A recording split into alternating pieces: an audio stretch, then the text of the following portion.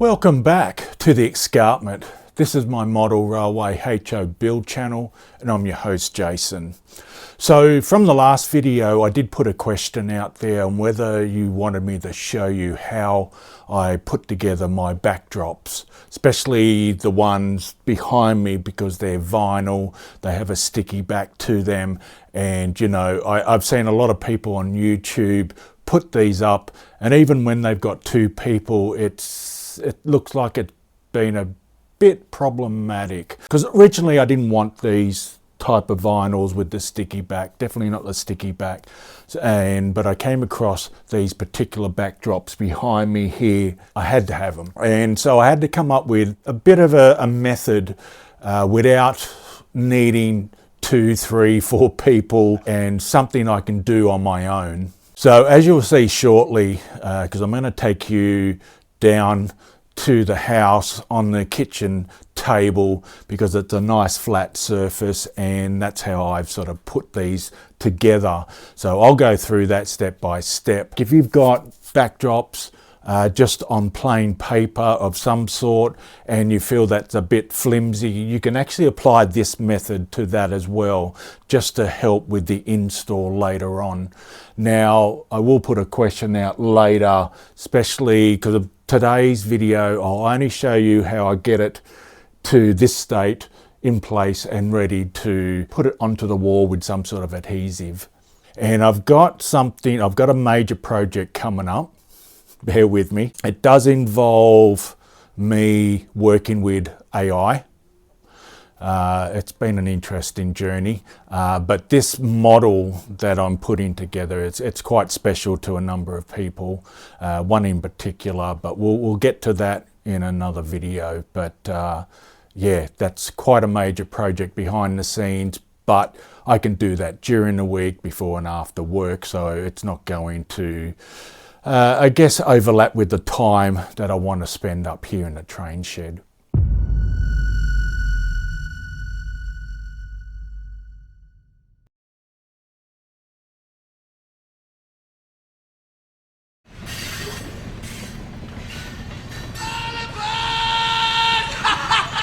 Stop what you're doing.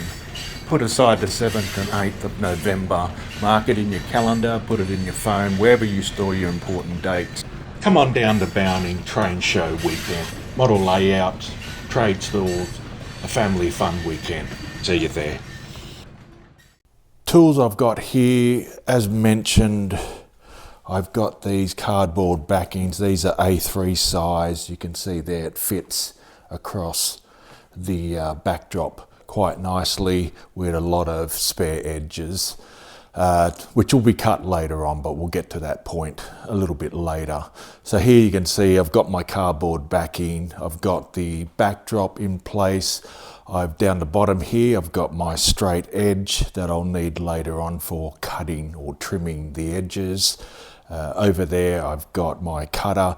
Just a point of advice, just make sure you've got yourself a sharp one or a new blade. I've also got a little squeegee over there just to help when I start to lay the backdrop on the cardboard, just to get most of, hopefully all, but mostly all the air bubbles out. And you can see at the back there, I've got a board that I will cut on because I dare cut straight on the kitchen table. That's not something I would strongly advise if you want to live. And then my sticky tape, and I'll get to that in a moment, because first step, what I'm going to do now is to get these cardboards. You can see this backdrop just about reaches end to end on my table, so I will move the straight edge out of the way, and what I'm going to do next is basically get these cardboards, get them lined up end to end as much as possible, get them as tight as you can, and then I'm going to come in and just sticky tape the top and the bottom. I'm not going to do the middle because obviously that's where the backdrop will stick to, and I don't want any sticky tape making any marks behind it. But anyway, first up, what I'm going to do is just go ahead And I'll give you just an example of what I'm doing before I take it off camera and just get it done, is just sticking these ends end to end.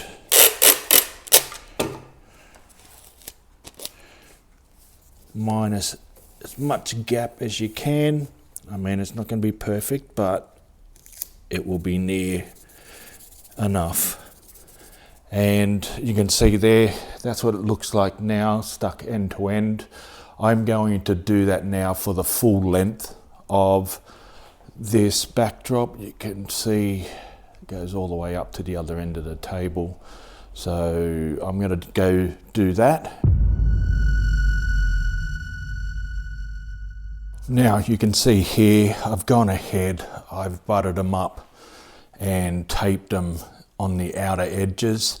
Now if you do want a stronger connection with each of these cardboards, and I've sort of done it too, I've just flipped it over and taped up the back end across the middle and the two ends on each of those joins. It just gives you a bit of extra strength, especially once you get the backdrop on and you're sort of carrying it around so it doesn't crease too badly and cause more creases along your backdrop. The next step really is, this is where we're going to put the backdrop on. Now, as mentioned, I've got the vinyl version.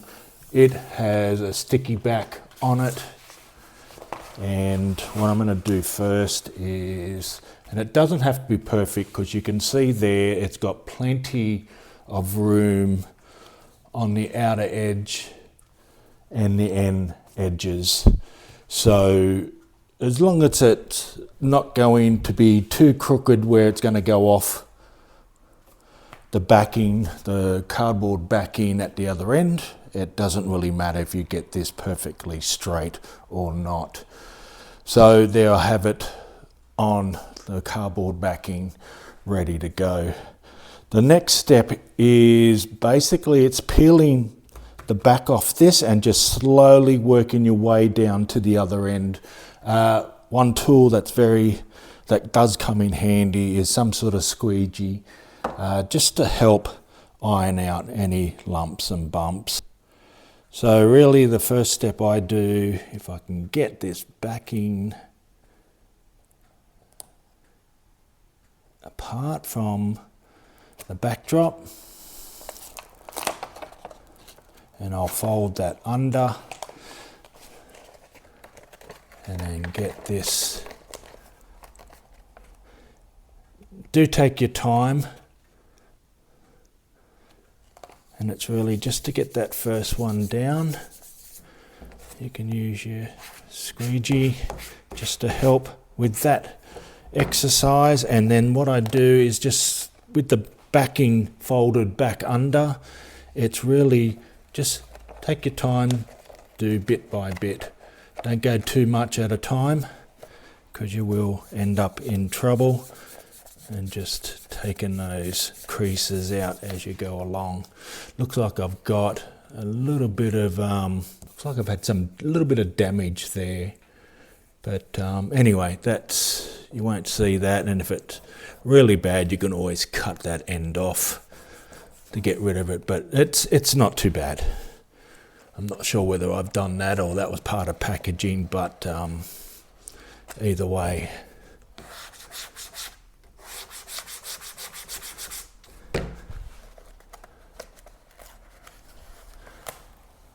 So what I'm going to do is just go ahead and do this. I won't show you the whole lot, but with the squeegee, it's best to go the direction you're going.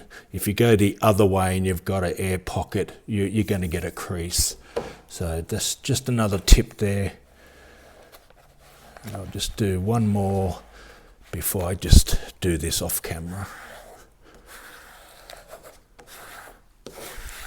That's really what's to it, so you just continue doing that down to the other end. As you can see here, it's all stuck now to the cardboard backing.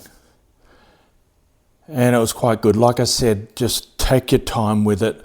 I did have a little crease, but luckily for me it was in the tree, so unless you've got a magnifying glass there, it's going to be very hard to see. What I'd done was not so much rushed it, but there was an area where the way it was rolled up, it had a lot of air bubbles underneath, and I really should have just peeled back a little bit at a time instead of 5 to 10 centimeters each go that I did with the rest.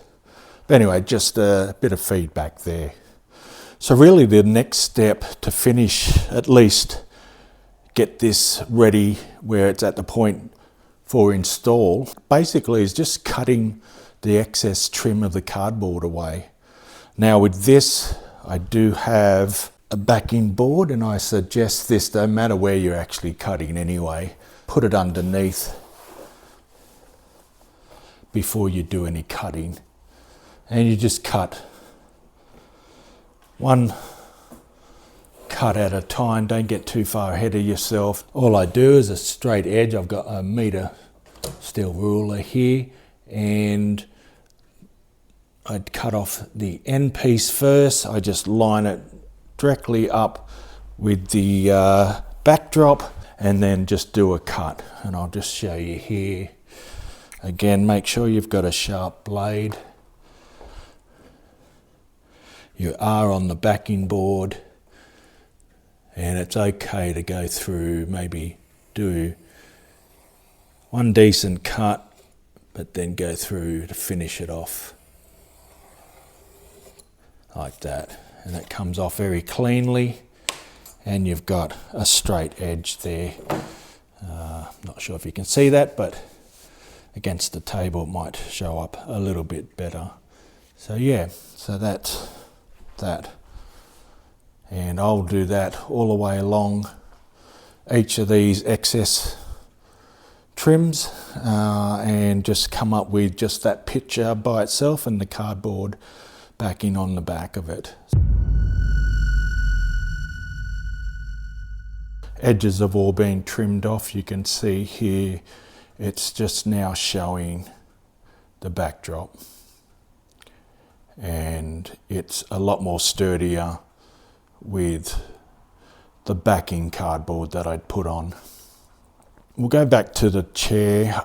This video is not about the install just yet, because I'm trying to work out what adhesive I'm going to use between the cardboard and the backing wall. I'm thinking I want to go with an adhesive, maybe with a roller. I can use a roller to apply it as opposed to a spray can. Spray cans seem to go all over the place, where I can control, at least with a roller, and just get it in the spots that I need. So I don't need to go back and, touch up anything else further. But yeah, that turned out quite well. Just one little area where there is a little bit of a crease, but again, adhere to my own advice. I should have just went through that section, not peeling back too much, maybe a couple centimeters at a time. Then I would have got a perfect backdrop. To be honest, you can't really see it from any sort of distance. You want to get right up close. Yeah, obviously that's always going to be visible, but it's not in your face type visible. Let's go back to the chair. I hope that's a little bit informative. Take my method, change it up, make it suit what you want to do. As I said, it's for the vinyl sticky back. Initially why I came up with that method, so I can install with a one man, which is myself. I'm pretty sure I identify as a man. Anyway, and then basically you can also use it just for a normal backdrop too. If you find that it's a little bit flimsy, you just want a little bit more sturdiness to it. I guess the cardboard backing, the one I used was a 0.75 millimeter. You can get them down to 0.5 or lower. I'm pretty sure 0.5, but you can go up to a mil or more on AliExpress. Just do a search with cardboard sheets and you'll come across them. So they're ready, both this one here and the back one, they're ready to be installed. I just now need to, and I'll put the question out there again, if I'm looking for an adhesive where I can roll on, I just prefer that sort of control, not getting adhesive all over the place, especially on track and stuff. I mean, I end up covering, but at the end of the day, I just want to make it as least messy as possible. So I think I'm going for a roller option, but you know, between cardboard and painted wood, any recommendations, please put them in the comment below. Anyway, I think I'll leave it there. I think the next video, as I said, I've got a number of projects I'll take you through. I've done a shitload of spring cleaning up on my existing stock. It almost looks bare to a certain degree from what it was, that is, and more concentrating on what I want to see running on the layout as opposed to buying something just because. You know how it is. So there you go. So until next time, bye for now.